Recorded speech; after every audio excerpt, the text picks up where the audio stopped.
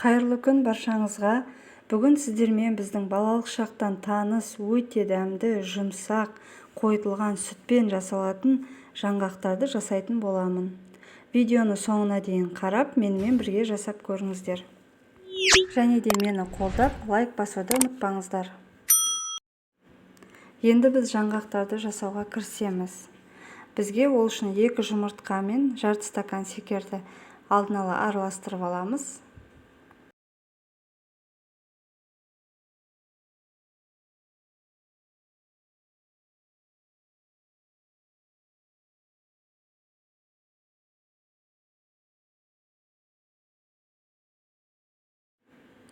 Жұмыртқа мен шекерді араластырып болғаннан кейін ерітілген сары майымызды құйып, барлығын жақсылап тағы да араластырамыз.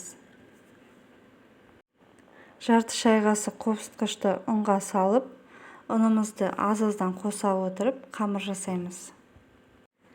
Және де кішкене тұз салып жібереміз. Ұнымызды аз-аздан салып, венчикпен жайлап араластыра береміз.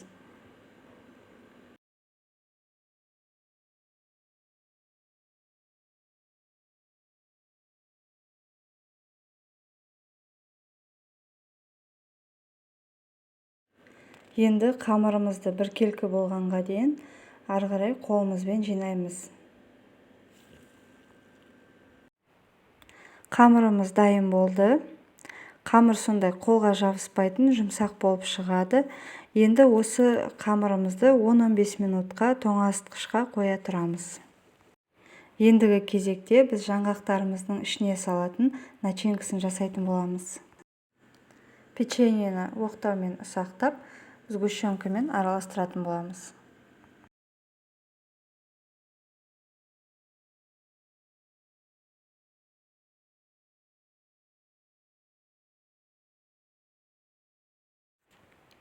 Қамырымызды тоңазытқыштан алып шығып, осылай 2-ге бөліп алдым.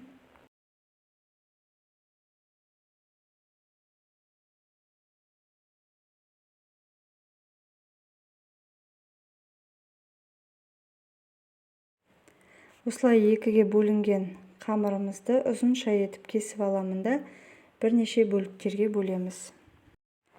Бөлінген бірнеше осындай бөліктерді көлемін саусақтың шамасына келтіріп аламын да пешке, қызып тұрған пешке салып шығамын.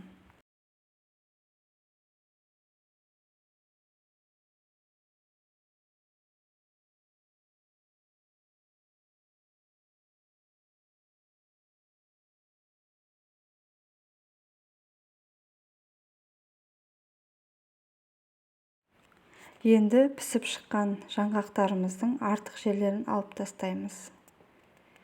Кейін оны қойытылған сүтпен араластырып начинкасына пайдалануға болады, немесе мен сияқты печеньеларды ұсақтап араластырып салуға да болады. Енді жаңғақтарымыздың ішін толтырып, әрбір жартысын бір-біріне жабыстырып шығамыз. Мінекей жаңғақтарымыз дайын болды. Дәл осындай ретпен ары қарай біріктіріп шығатын боламыз. Бізде осындай жаңғақтардың 33 штугы шықты.